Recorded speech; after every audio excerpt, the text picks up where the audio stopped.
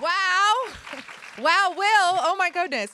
Okay, so we got a lot of folks ready to take the stage in just a moment. So it's my pleasure to introduce tonight's moderator, Paley Museum.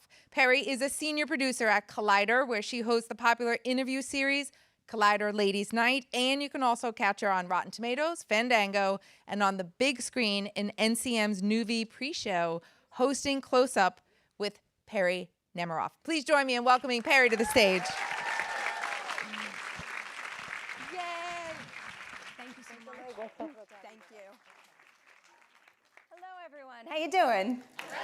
Yeah, I like that enthusiasm. You're in luck tonight. I can't wait to introduce everybody. But first, I must introduce myself. Paley Museum from Collider. I love this show. I'm so excited to be here tonight celebrating Stranger Things 5 with you all. When the new season kicks off, the characters come together for one main mission. It is to find and kill Vecna. Trouble is, Vecna's vanished and the government places the town of Hawkins under a military quarantine while it intensifies its hunt for 11. The final battle is now fast approaching, and it's going to demand that everyone, of course the full party, stand together one last time. Stranger Things Volume 5 immediately hit #1 on Netflix's top 10 with 59.6 million views in the first 5 days. That stat makes it the biggest debut for an English language show in Netflix history. So tonight, we are going to celebrate that achievement and also the show's epic run since day one. And in order to do that, I must introduce you to the cast and creatives of Stranger Things. Please join me in welcoming Vecna himself, Jamie Campbell Bower. Congratulations.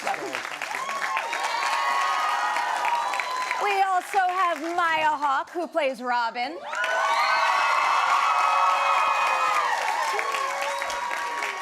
Please say hello to Joe Keery, who plays Steve.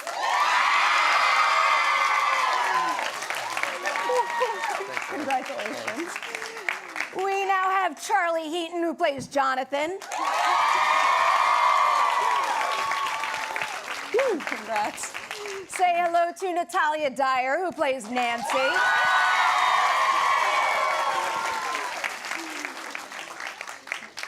Oh, wow. Next up now, we have Will. Say hello to Noah Schnapp.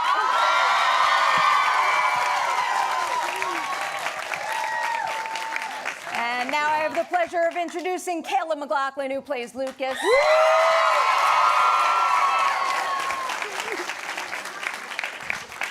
Next up is Gaten Matarazzo, who plays Dustin.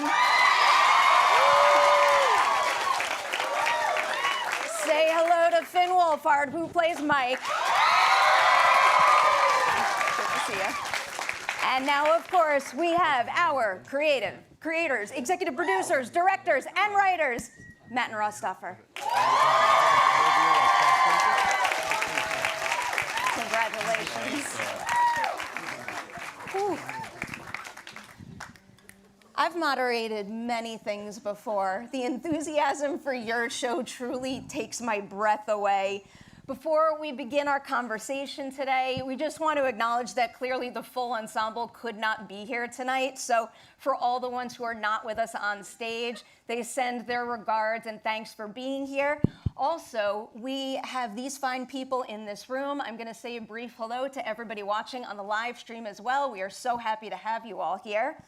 Now, I get to jump into my big old two-part questions for you two, Matt and Ross. I wanted to start with a writing question as it pertains to Stranger Things 5. Can you tell us, of all of the main characters in your show, whose arc kind of came to you the quickest, where when you thought about their season 5 arc, it came to you like fully formed? But then I also want an example of the opposite, the arc that needed the most workshopping to get just right. That is a really good. Yeah, starting with an easy one. Thank you. I would like to say that's the easiest whose on the arc list. Whose arc came the quickest, Ross? Well, I remember Will's was like, I would say, probably the first discussed, because we realized as we were started to break the season, we knew what Will still had a lot.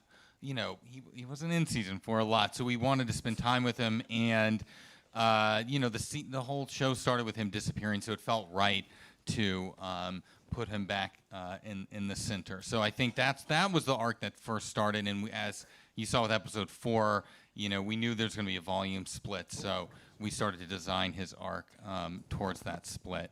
Hardest? I probably 11. 11. Yeah, I think just because it is complex. What she's going through. So I think maybe it's been a long time with the writers just working that out. I have another big question for you that kind of feels like, I guess, asking for the secret sauce with a show like this. But since day one, you've always had spectacle in every single season. But as the narrative is heading towards the biggest battle of the bunch, what is the key to balancing that massive spectacle, but also with intimate character moments? Do you find that more difficult to do in this final season than it ever has been before? I guess, we do definitely try to keep in mind that at the end of the day, what people care about are the characters. Ross and I also love monsters in action. So we're trying to, you try to do both. I think the sweet spot for us, and I always, kind of reference just because it's easy, is, the Dear Billy episode where you have, two things climaxing at the same time. So you're having this, visual effects spectacle and that's reaching a crescendo at the same time as Max's character is reaching an emotional crescendo. And if you can have those two collide simultaneously, that's the ultimate. So that's really, and the end of episode 4 this year with Noah's amazing performance, that's what we were trying to do there, where you're having this huge action sequence set piece, but at the same time, it's hopefully a very emotional moment for him. Oh, we are going to dig into that set piece. But first, I want to ask a couple of questions to some of you about kind of filling in the gaps for your characters in terms of what they went through between season 4 and 5. Gaten, you'll get my first question about that, because Dustin's transformation, yeah.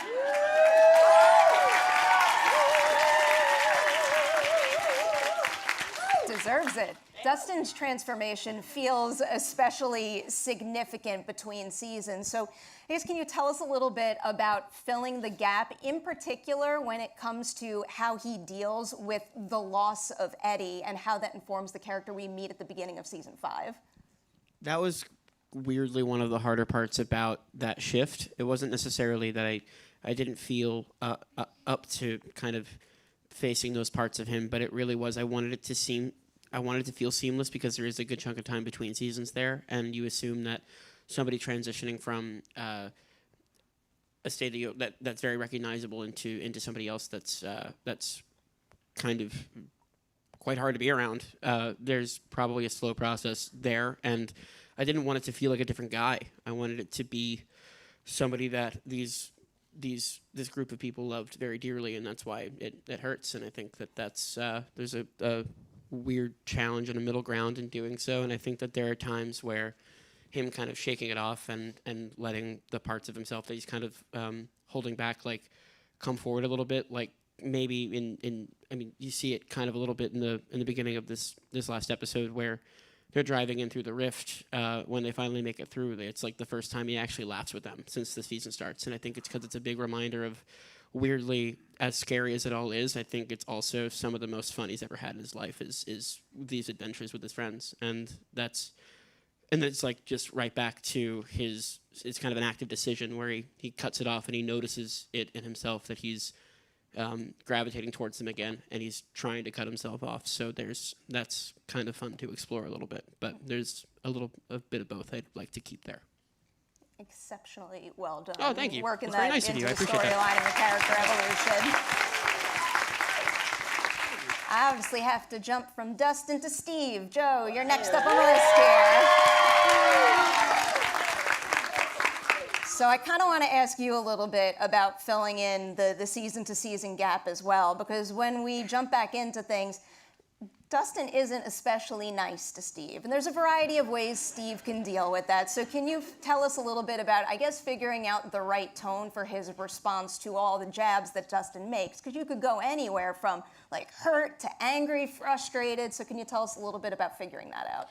Well, I think it's a two-way street. These characters are linked together, and they've got such a strong bond together. So I think it was new territory for both of us, and it was, these guys hit us a really cool ground ball that was different than anything that we had done. I mean, we kind of got to flex our comedic chops in other seasons, but this was something a little bit different, and to play through the whole season with it was really interesting. And I also really enjoyed just the pressure cooker that these guys have created for this season. It feels like it's really ratcheted up right from the beginning of the season. I think that's because, the stakes just feel so high, and so coming to work every day and keeping the stakes that high was a challenge, and also it was just I don't know, it was always like a constant reminder of what we were doing, because the show means a lot to all of us, and we wanted to kind of send these characters off well. And it's cool to be able to do that with something different as well. So it was fun to show that different side of Steve. I thought it was someone. I was just going to keep... Is that a person or a dog? Keep going. It was a dog? Them, right there. Everyone look at them. Finn, it was a person. I'm sorry. It was a very high-pitched. I'm sorry it made you emotional. I'll build on what you said at the beginning with a question for both of you, Joe and Gaten, because I just love talking about the value of a good scene partner, and watching your characters grow alongside one another from the very beginning has probably been one of my favorite things about Stranger Things. So can each of you tell me something about the other as a scene partner that you really appreciated, something they did that maybe helped you reach something in your own character that you never would have been able to without him? He's very eloquent, so I'll start and get it out of the way. I feel like the first season, you guys, I got such like a cool, different challenge than I'd ever had. And, to be a part of this group, it was insane. And to sort of, halfway through season 2, get teamed up with him after seeing the first season, being like, man, he's so good. I would love to do some stuff with him. I feel like it just showed me who my character actually really was. And before that, I didn't really fully understand it. So to have that kind of discovery midway through playing a character that you thought you kind of understood this person, and it just kind of showed the side to the character. What a cool gift. Yeah, no one as quick as Gaten, I would say. And also, like 3 takes. This guy doesn't need any extra takes. He's like so pro. Yeah.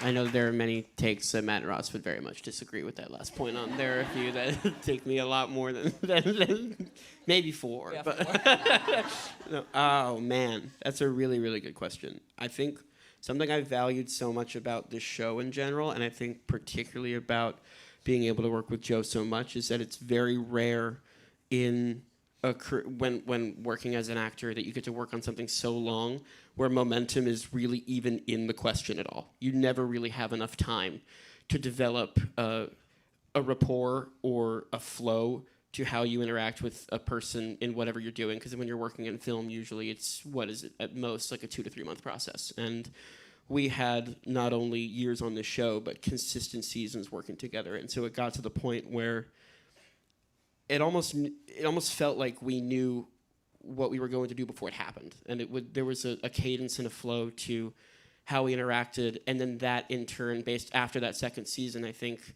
is what kind of fueled Matt and Ross writing for us together, was that there was that flow. So that kind of like built upon it. And so every season I felt like there was just a new level to it. So I think it was, as much as people who liked the show latched onto that relationship, I think I can really only speak for myself, but I felt the same way. And it got to the point where I was actually nervous about doing scenes with other people, because I didn't quite know if I was going to know how to do it, and especially as him. And I think Dustin kind of feels the same way.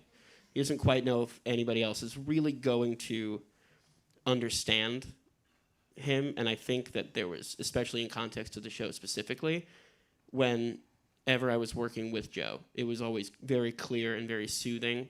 And he's such a strong, and you've said it before, I know I just said the word, but a very smooth actor. Somebody who just has a presence And it's true. No, me and you watching this- we said it. You said it That's specifically. smooth, that And there's guy. something so smooth about what you do, and there's a flow, and there's a great spearhead, and just a presence that's very easy to follow. And that's what I will say about you. Beautifully said. Well done to both of you. All right. Love you, kid. Finn and Natalia, I'm going to come your way now to dig into what happens to the Wheeler family at the beginning of season 5. I'm curious if maybe the two of you spoke together about this, or maybe talked to Matt and Ross just about, I guess, how responsible they feel about what happens to Holly and their parents at the beginning, and how it informs how they carry themselves from that point on.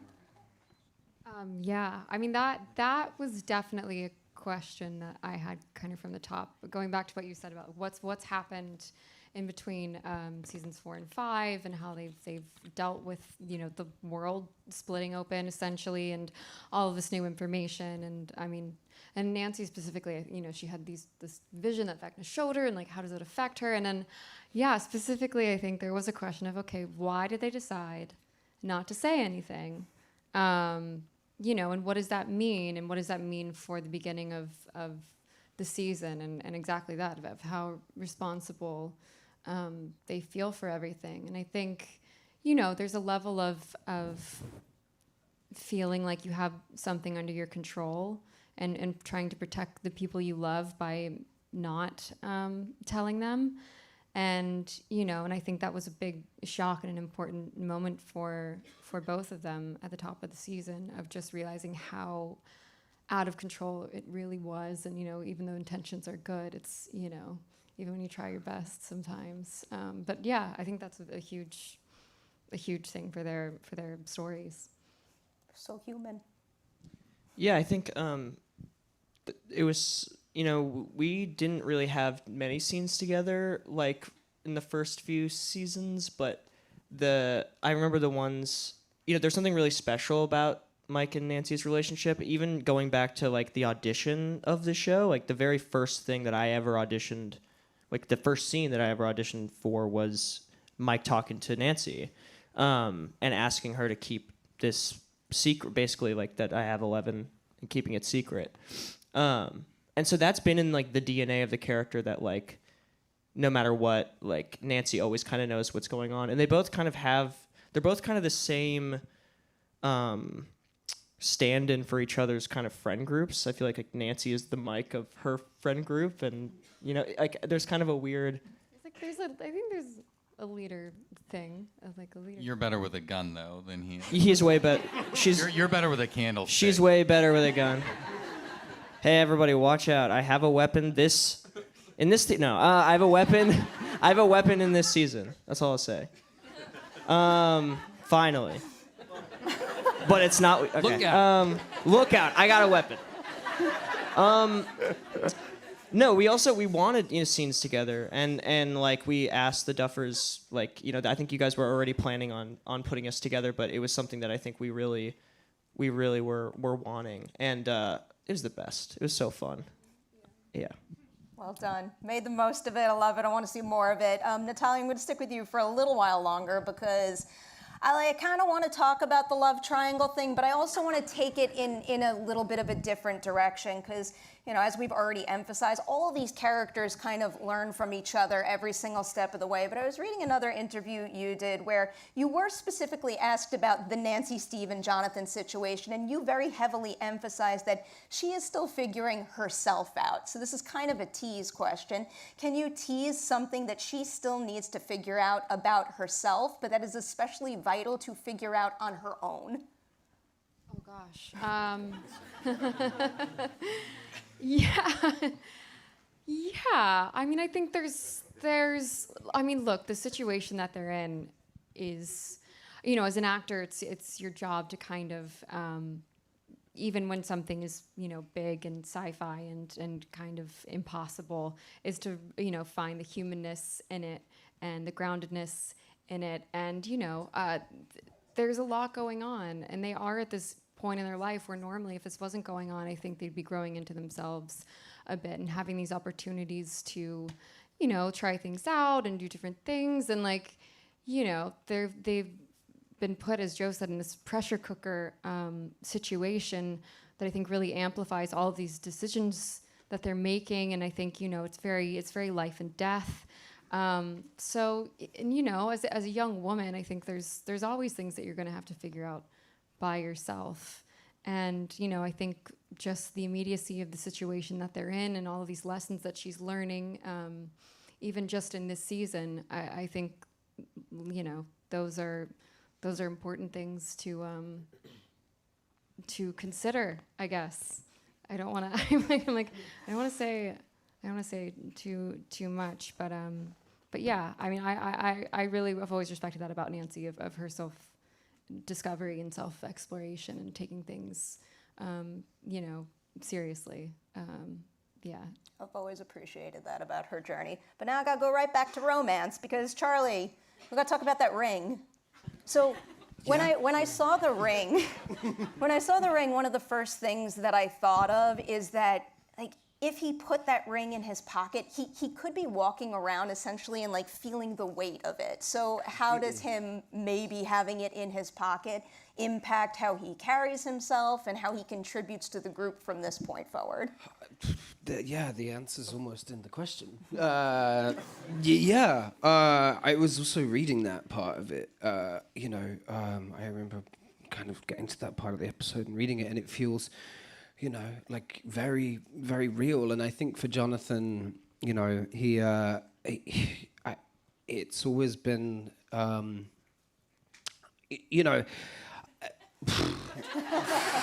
it's like, well, yeah. I mean, I feel for the weight of the question here, but for Jonathan, it's like he's been that, that from the very beginning, that person, that loner. He probably wouldn't have met Nancy if all these events didn't take place. And I think everything is changing so fast, and it's like he wants to like hold on to this person who understands him and has kind of been through this, situation with him, and but everything is changing so fast, and they're going through things that aren't normal, and that's scary for him. And I think, he's definitely feeling the weight of that. I mean, there's more to come, but it's really kind of hard to talk too much about it, to be honest. Listen, you've amassed a whole bunch of impatient fans. I got to squeeze in some tease questions here. Caleb, I'm going to jump your way now to talk a little bit. Yeah, I like that. I want to talk a little bit about Lucas's dedication to Max, which I think is a pretty beautiful thing in Volume 1. How do you think that dedication and what he thinks she needs from him right now is impacting how he operates this season, especially because there's so many fan reactions I've read that keep saying that maybe Lucas, more than any other character on this show thus far, he's like the most reliable and sound. He's really become like a rock, and I was wondering if the two things are connected. The rock? Him being Dwayne. a rock in terms of like wanting to be there. Oh yes, definitely for Max. connected. Yes, he is a rock. But I think Lucas has been even from season 1. He's just always had this boisterous kind of like loyalty for his friends, especially just like knowing his relationship with Will in season 1, where he was like, we need to find Will, like regardless of the situation, we need to find our friend, the one that we know the most. But with Max, she brought out a different side of him in season 2, but where we left off with him in season 4 was probably his most traumatic experience. I felt that he dealt with so many different stages of emotion. I mean, he dodged a bullet for her, literally, physically was in pain, and he's at this place where he feels like he let her down, like he was the one that was supposed to be there and save her, but he let that happen to her, and I know he regrets that with his whole heart. So it's like, what he can do is just be there for her and hope for the best, It's beautiful. Yeah. It is. When the song turned off, it just breaks my heart. All right, Noah. Sorry to next. laugh. I don't know why I laughed. That was me. I was nervous when you said that. I was like, Yeah, me too. Noah, brace yourself. I got a very big question for you, and it's inspired by the fact that, like, Will has grown so much, and he is learning so much about himself in season 5 in particular. So I'm going to give you a big 2-part question about that. What is something about your approach to playing Will that has stayed consistent from season to season? But then also, what is something that you had to do for the very first time, given how he's growing in season 5? Okay. So wait, the first question, Something what that is stayed consistent first. Consistent. Just trying to like live through facial expressions and live through the eyes. I feel like since season 1, a lot of like Will's emotions and expression has been just through his eyes, and kind of trying to stay true to that has been important for me, and I think the most consistent. And then what was the second one? Now, something that you had to do for the very first time, Oh, given how well. intense his arc gets. I mean, first time, like, yeah, all the supernatural events that you see, I've never had to do that on the show. I mean, Will has a You lot of... touched your neck a lot. Yeah, the neck before. got a little Yeah. tired, so it was time to upgrade it a little bit. But, I mean, the powers was, you know, not something I'd ever experienced or had to work with before, and I was just really excited to play with it. It's just fun because there's no rules with that kind of stuff. It's just written in the script. There's no reference. There's no guidelines. It just says, like, Will enters Demovision. So how do you do that? And Will, you know, breaks the Demogorgons, whatever. How do you do that? So it kind of was fun to just create and play with that this season. So I'd say for the first time this year, I really learned how to, like, form my own opinion and perspective and come to the Duffers and say, well, I think actually this would work and this makes sense for Will. And learning that, like, your opinion is important and valued. And, like, when I was younger on the show, I didn't think, like, I had an important enough opinion to make a decision like that. Can I ask you to get specific about that? What is something that maybe you were nervous to bring to the two of them? They really responded to it. Now we can see it in the finished show. Well, it's in the second part. Oh, never mind then. Although, wait, Noah, because am I right about this? When we were developing, or you were developing the power moves, that was your idea to go Yeah. turn the hand like this. Yeah, give me the credit. I don't think you were nervous to. Yeah, you weren't nervous to. You're not nervous. No, I around wasn't this. nervous for that. But there were things that a lot of stuff you shut down for me. What? But Like there was some what? stuff No, I that don't want- stuck, and I was like, oh, What? okay. Well, it didn't make it. I don't need it. But yeah, no, that was my idea. But because in the previs, they kind of like map out how it's gonna happen, and in the previs, they mapped it out like Will's powers came the same way Eleven's does. He sticks his hand out like that, but it didn't make sense because. Oh wait, I can't. Because the way. No, you can. think we should I think. stop I don't know there. what you're gonna say. Actually, you're making. I'm terrified. I'm so terrified. I don't know. There, you'll see in the next part. Dwayne. I'm not. We'll come back to that when all the episodes are available.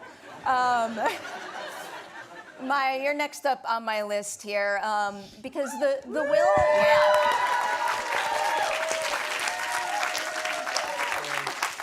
Yeah. The Will and Robin scenes were some of my favorite scenes of Volume 1 in general, but there's one particular moment I really wanted to dig into. It's the monologue she gives in the tunnel, which I thought was just like beautifully delivered, and then again, beautifully well used in the tail end of the show. Can you tell us a little bit about tackling that, and maybe more specifically what she wants to give to Will in that moment, but also maybe what saying all of that out loud means to her? Yes.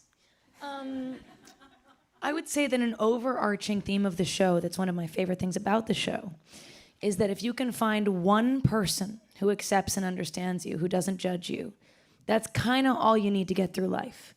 Not just life, but maybe even murdering monsters and Russian scientists and, you know, all kinds of other things. But really, I think the message is that's all you need to get through life, is one person who accepts your whole deal, whatever it is. It's like, nah, okay, I'm good with you, you know? And I think that Robin's trajectory through the 3 seasons that I was lucky enough to be a part of has been about what that felt like to be accepted, and about the way that you start to take off your mask. And I feel that, you know, season 3 was kind of mask on. season 4 for Robin was like mask so much off that it's like, I'm so excited to have it off, is the thing, is that it's just like a big deal. Oh my God. And then this season has been the opportunity. I mean, what I tried to do was a little bit of that in the beginning, but then get to be this on the other side, get to help someone through something painful. And there are a few experiences in life that are better than being, on the other side of pain. Life is full of ups and downs. And the one thing you can remember in the ups is that it'll probably go back down. And the one thing you can remember in the downs is that it will probably go back up. It's hard to remember, but it's always true. And I think that the opportunity, both as a person and as an actor and a character, to get to offer someone a hand across that pain, across that down, was just a total honor and meant so much to me and so much to the way that I see the trajectory of Robin in this show. And I think after doing that, after getting to feel like an authority figure, like a grown-up, I think she also can relax a little bit and, not have to be so much herself, but get to be just like herself, And I hope that, as the show goes on, that scene, that relaxation of feeling not just known, but useful. And in my life, the combination of useful and known is where I am the most happy.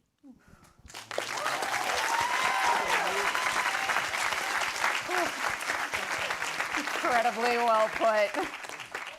All right, Jamie, you're up now. Oh, fuck. I want to hear a little bit about figuring out how to play Mr. What's-It. And actually, I'll ask you a somewhat similar question. Figuring out how to play Mr. What's-It in terms of what he wants him to mean to his victims, but also maybe like what he might mean to himself, that persona. Yeah. Oh, shit. Sorry. Figuring out how to play Mr. What's-It. Well, the Duffers very early on turned me onto a film called Dark City. It was like one of the first references I think they brought forward for this season for me. And it's used very, very briefly in Volume 2 for me. I used it for just one little moment that has actually been seen in the trailer. For me, I used the Pied Piper of Hamelin and Van Johnson, that story, sort of leading these kids into this beautiful world. It's all very magical. There's a gorgeous shot at the end of the film of all the kids in the cave in that particular film. And it's very magical. And yeah, I used that a lot. Mr. Rogers, A Beautiful Day in the Neighborhood. I'm dead serious. I even used the soundtrack for that because there's so much spooky, weird music in that film. I'd often walk around Atlanta listening to that. So it was always about making the kids feel as comfortable as possible in this sort of homey environment to, sort of use them, I suppose, as a means to an end.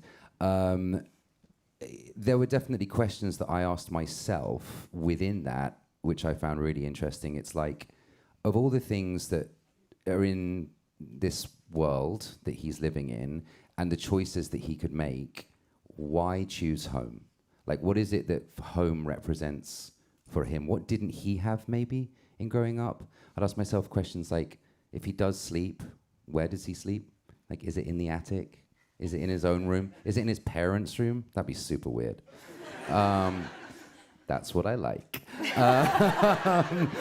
So it was always just going to be about creating that sense of safety, both for him and for whomever his victims are, basically.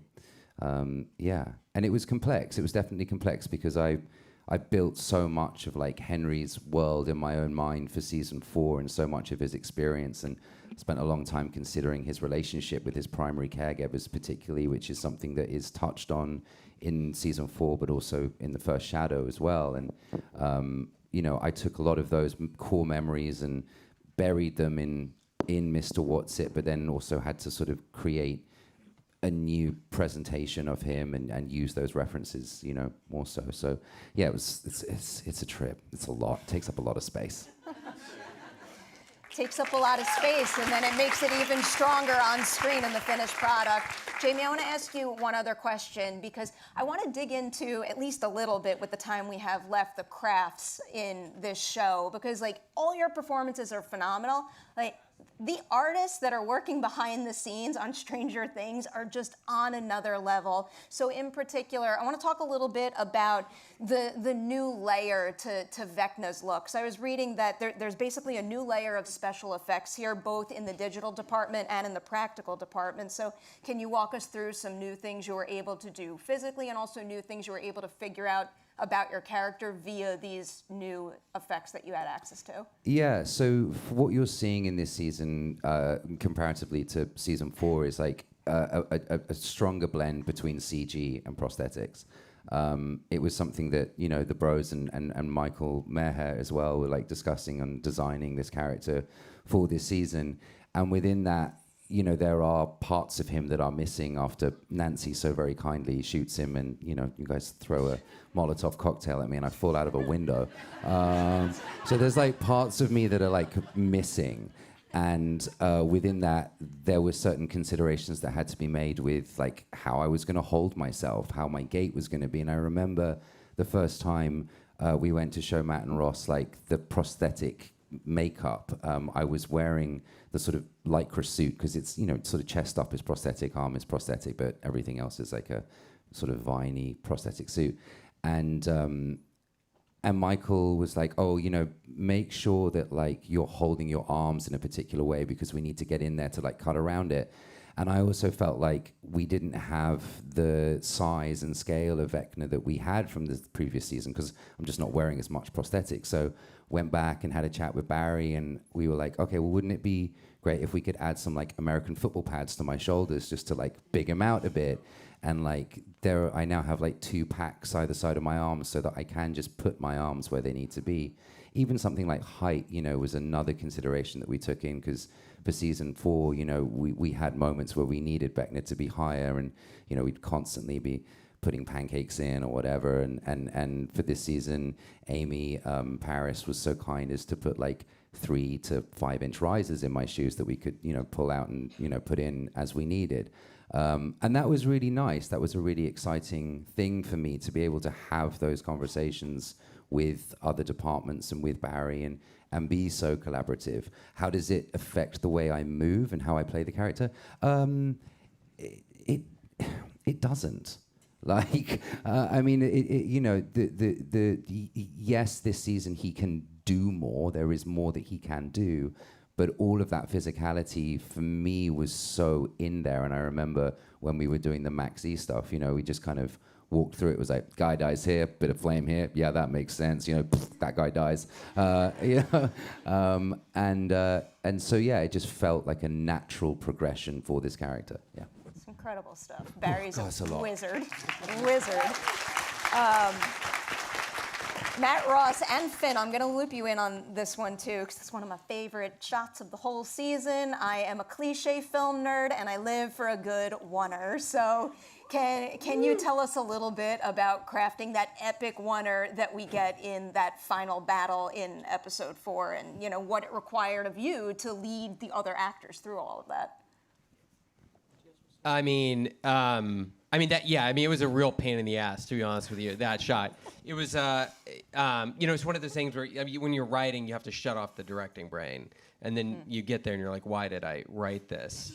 Because, you know, it's a night shoot and it involves lots of stunts. It's in the rainy Atlanta season, and there's children. The children part is what makes it difficult because they can't really shoot much. So I almost feel like I'm a liar when I say it's a oneer because it's stitched. So there's like 5 stitches. So the goal was every night we would go out, we would try to get one of those moments. So Ross and I were really focused on more sort of the technical aspects of it. And, you know, Finn really took charge of these little nuggets, didn't you? Kind of leading them up and around the Max Z. And it was really fun. It felt very collaborative with Finn. Like, it was like, if we felt we got it, it was important that we felt we got it and Finn felt that we got it. And, you know, sometimes we nailed it really quickly, and sometimes it took quite some times, but I felt like once we.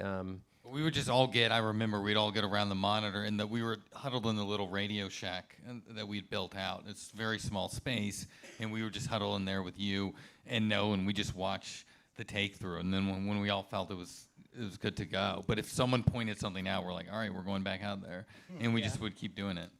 Yeah, it was so fun. I mean, it was a lot of. It's all just like choreographed, honestly, because the Steadicam operator, Nick, is like the most amazing Steadicam operator in the world, and he actually is like a trained ballet dancer. And so he's super quick on his feet, and he's really good at, sort of like, uh-oh. Uh-oh. Thanks. That's awesome. Grab the phone. You got his phone? There we go.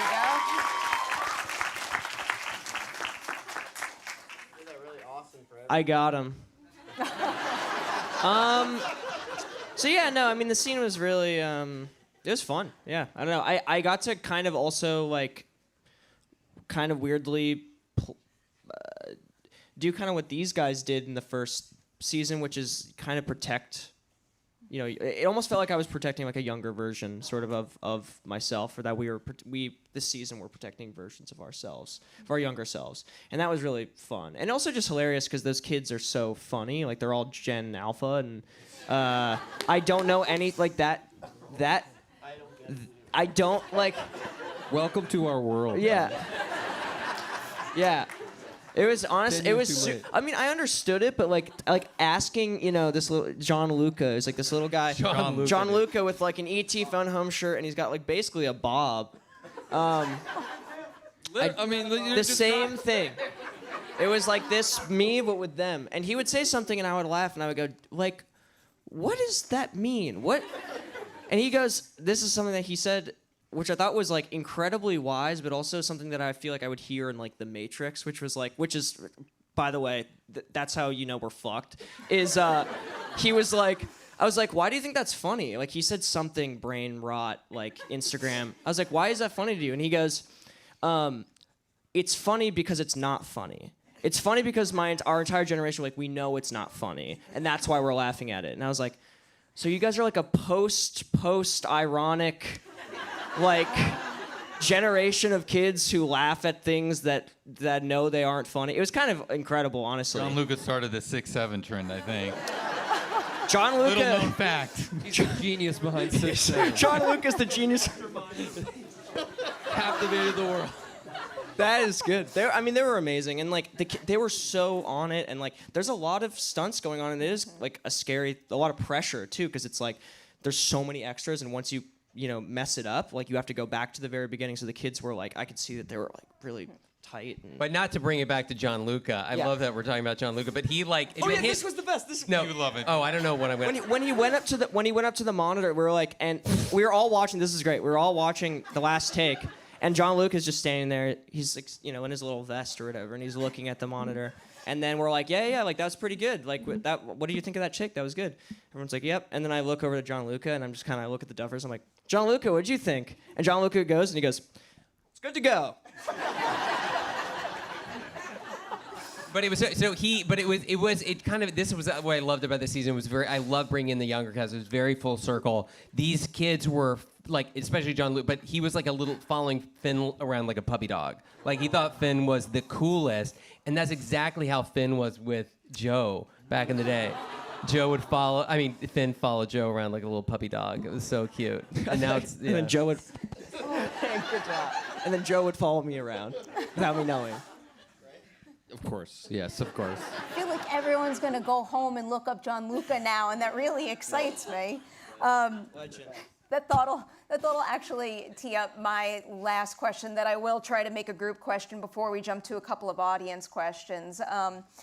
There is so much that I love about Stranger Things, but one of my absolute favorite things about it is that, in a sense, it did kind of give us all of you. And it's really been a joy watching you excel in this show, but also with the projects you do on the side. And I cannot wait to see what comes next for all of you. So to dig into,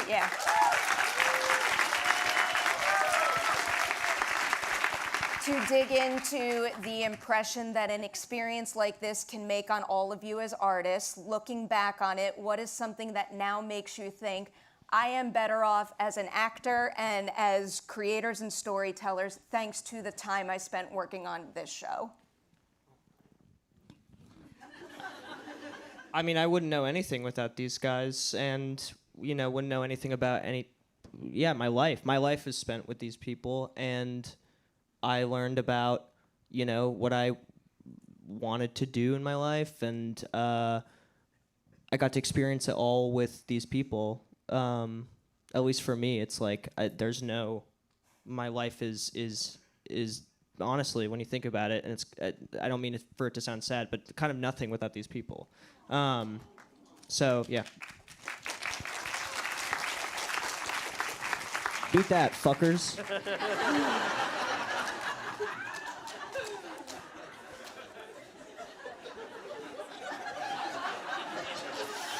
Good night.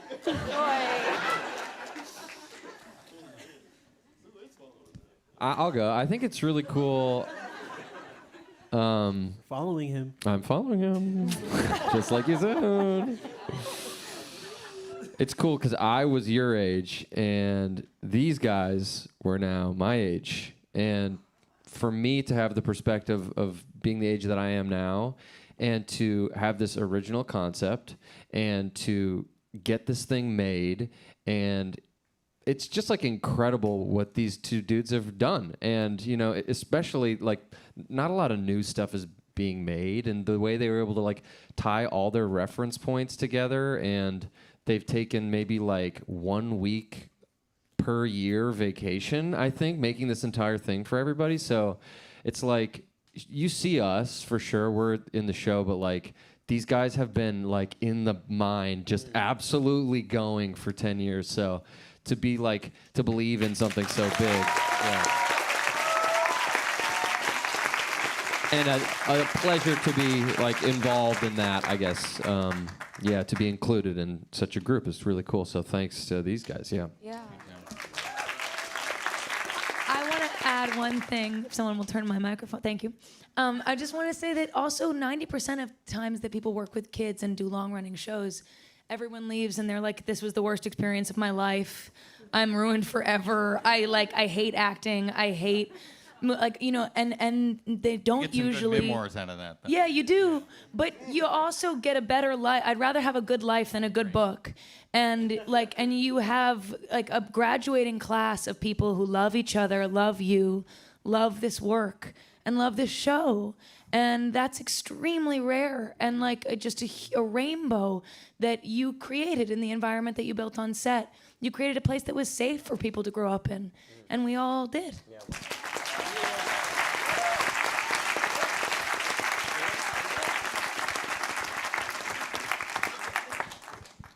I mean, for us, I think, I think it really is a family, I think, and it's such a beautiful thing. And in terms of what we've learned from all these, this motley crew, is that we, Matt and I, we started making movies. You hardly call them movies, but back in the fourth grade, and we wanted to do this our whole lives. But we, we're identical twins. We just collaborated with each other, and it wasn't until this experience and working with them that we really started to collaborate with other people and let that affect the craft and let them in on the process. And what we realized over the course of making this show is the more we let them in and let all these other people in, the better it got.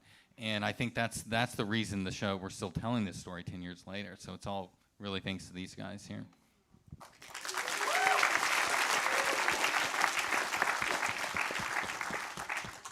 I'm new here, but I got something to say. Yeah, I've been around for a long time, darling. 10,000 years. I'm an old hag over here. Film sets and TV shows can be very stressful, highly strung environments. And from the day I walked onto this set, however 4 or 5 years ago, whatever it was, there was this level of play, excitement, and freedom that those guys down there brought to the set that allowed everybody that I could see from my perspective to come forwards in their truest selves and deliver performances that really, really are very like emotionally impactful. And that's very, very rare. Really, really rare. And you carried that on. So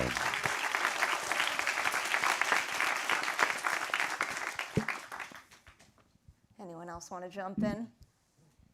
I won't put the pressure on because we do have some audience questions if you don't want to, but I also don't want to close the door if you do. I like Gaten's shoes. He looks like Michael Jackson. With the socks and this, like, just do the moonwalk for us right now. I don't know, man. That seems like a weird segue. I don't. I feel like a moonwalk is like an ending thing, but like we still got more questions. Maybe after. Maybe. All right. Okay. 1 in 11, and I'll do it. Why'd you do it now? He's really good at it. Not I'm gonna not. lie. One in. Just do it. Just do it. Come on. Stop. Hey. Fuck is this? What in this? Or some never-ending How story. did this happen so quickly? We were doing fine, and then like I Or don't sing. know how to do it. I don't know. I can. I've seen No, it's on my for Instagram. sake of this happening It's right in my now, I can't archives. do I it. can post it again. Then post it. You're insane. Just basically saying we admire each other. I mean, I That's admire. what that Yeah, was? yeah. I was looking at him very hard this whole time. I Like, love wow, you this so beautiful much. man. You're a beautiful man. Very beautiful. Whoa, dude, I love you. Oh shit. That's awesome. That was crazy. I think that means audience questions. Audience questions? Yeah, I think I can take a cue from that. This first audience question comes from Amelia, and this is for any panelist who wants to jump in and answer. Amelia wants to know, what was your favorite season to film?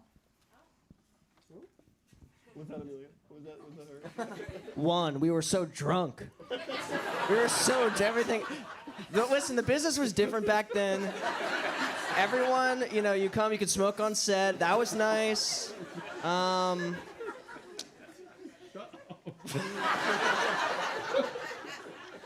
enjoyed 5. That's it. I enjoyed. Enjoyed That was that. fun. Yeah. I'd say 5 because I felt like we got to we like weirdly like made the year a whole chunk of time. Like we all like everyone sat us and was like, hey, it's gonna be a full year, no more, no less. Hunker down and get ready for it. And it was, yes, indeed. I always wiggle hunker down into an interview. I don't know why I do that. Hunker down. I love it. But I think that kind of gave it weirdly like a sleepaway camp feel. We definitely collectively hung out the most. Yes. 'Cause we were all closer in age, too. Mm-hmm. Yeah. They could drink. We could actually drink during 5. All right, let's. Want to jump to Dylan's question now, and this is for any member of the cast. This is a good question. What do you think your character's favorite song would be that would save them from Vecna? Oh. Cool. Jamie? Thank you for the question. I'm waiting for all of your answers so I can like take it and know it. Our characters? Our characters or us personally? It was the character. Either will character, do, yeah. Joe. Either will do.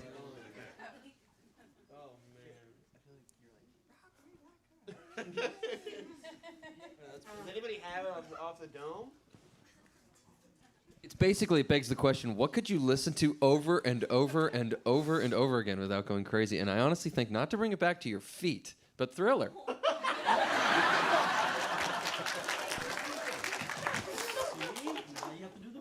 Come on.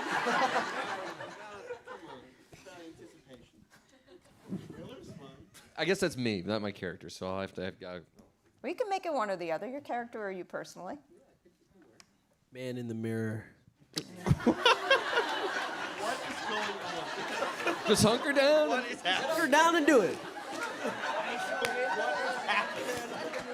This is insane. Is that true? Do you think it would be man in the mirror? Yep. Whatever floats your boat, man. Yeah, I know it. That's the song. That was horrible, guys. Don't move it. That was horrible. Oh, dude. Honestly, I don't have an answer. I don't know. Maybe that's because we don't prep characters. I don't prep characters enough. Where I'm like, I don't know what his music taste really is, or what would really drive it home for him. So I don't know, which is a very metal. Maybe Master of Puppets. Yeah, I think he does. I think that Dustin has been like spending the year listening to a lot of metal in honor.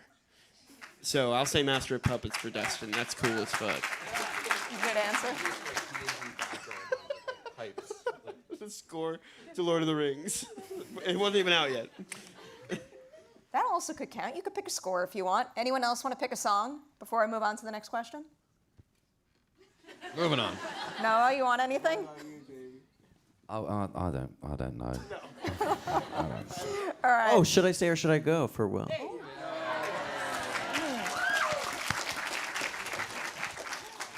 Good choice. All right, I'm moving over to, this one comes from Ava and Baylor, and it is for Matt and Ross. As current film students at Emerson College, shout out Nancy Wheeler, we're curious what your writing process looks like before going into a new season of Stranger Things.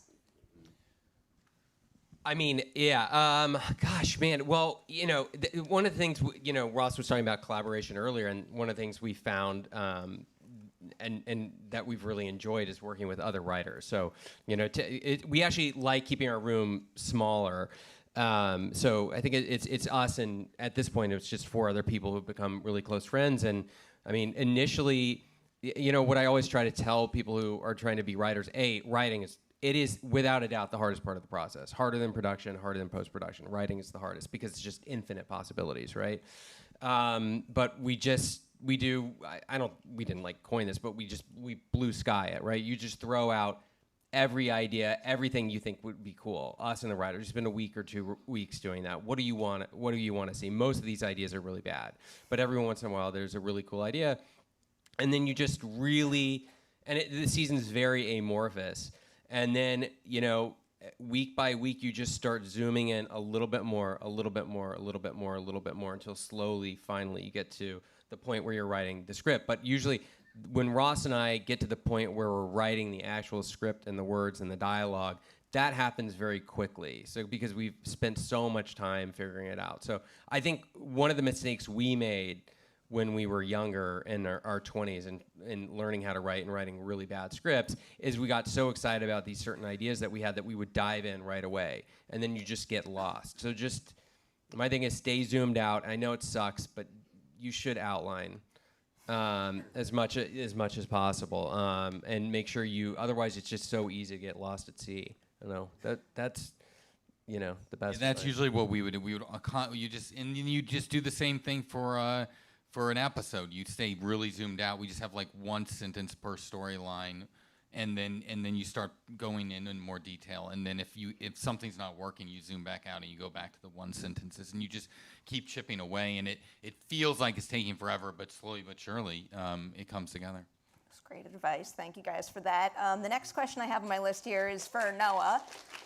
This comes from Vince. I'm a first-year student at Columbia University, and college work definitely keeps me busy. Since you were also a student at Penn while filming Stranger Things, how did you balance school with acting? Yeah, I mean, I'd say the worst thing, honestly, was this past month. Doing the tour and school was just like a nightmare. I would never do it again. But I took a gap year. For college, it's kind of easy because you just leave and come back. But we schooled on set. We all did it together. We had different teachers to help us through middle and high school. I don't really know. I just kind of like work with individual professors that most of them will not help me at all, but some will. And yeah, you just find the lucky people that will help understand what you're doing and work with you.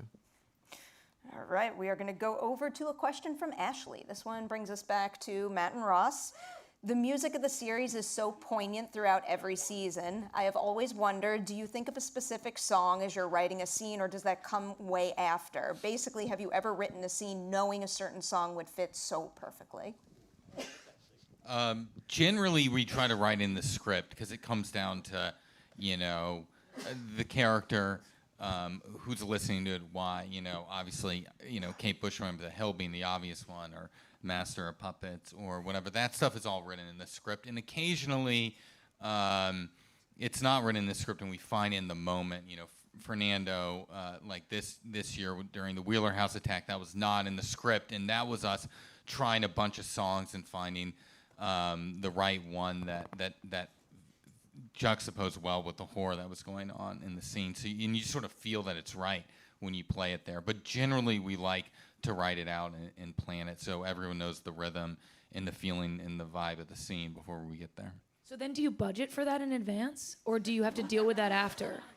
There is a music budget, Maya, yes. No, but well, actually, it does bring up a good point. Like, it is scary sometimes. I mean, I can't really, there's a song later this year. It's, you have to get, or Kate Bush even, you have to figure out the rights. This is going to bore people, whatever. I find it interesting, though. You have to figure out the rights ahead of time, right? So, and then we don't even know if Kate Bush, Running Up the Hill is how well it's going to even work, but you cannot pivot.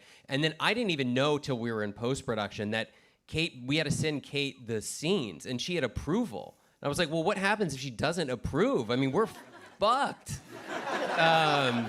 So luckily, she approved everything. I was like, who made that deal? Actually, I know who made that deal, but I love you, Nora. It's an important thing to explain. It's a big part of the process.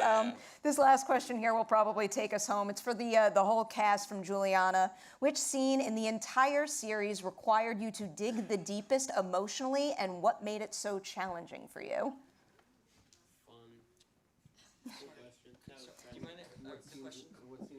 So much of this you guys can't talk about. I'm just going to put that out right now. So just be careful. Lots of scenes to talk about otherwise. The I don't scene think of the anyone can answer series. that question. Oh. Yeah, it's all volume 2 in it. Yeah. Or All the finale. Literally all of it. Be excited. I think for me, it was the bathroom scene in season 3. Just about, even as we would move forward, I knew the character so much better that it wasn't quite as difficult to figure out where she was and what she needed. And that was definite.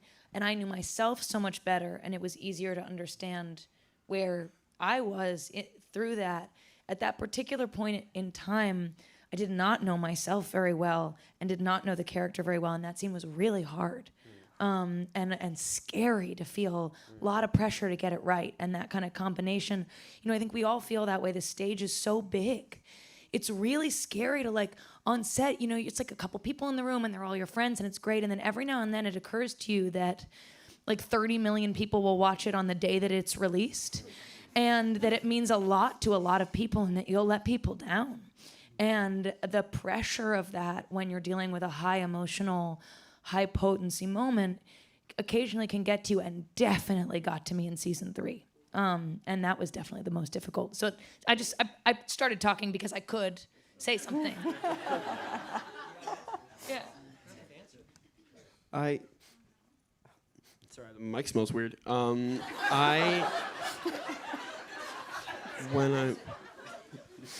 It just smells weird. No. My breath.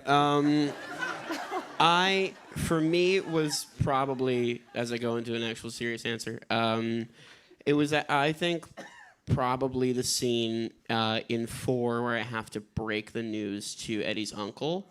And specifically, I remember we spent so much time on the death scene specifically, and I felt so bad about that scene because afterwards I was beating myself up so much about it, and I told Joe about that too. I was like, man, I really didn't feel good about it. I didn't like that. And then the next morning I felt even worse because I'm like, oh, I just made that all about me and not clearly about him because it's his scene.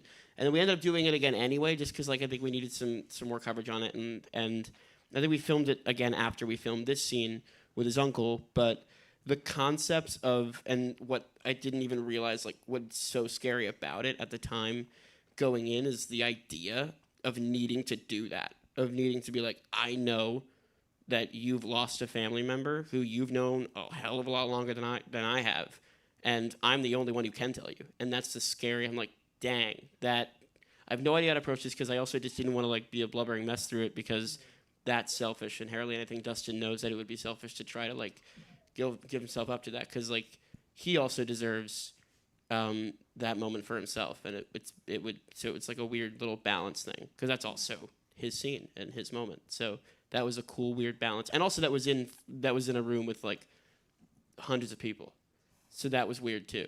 And they were so weird. They were so supportive during it.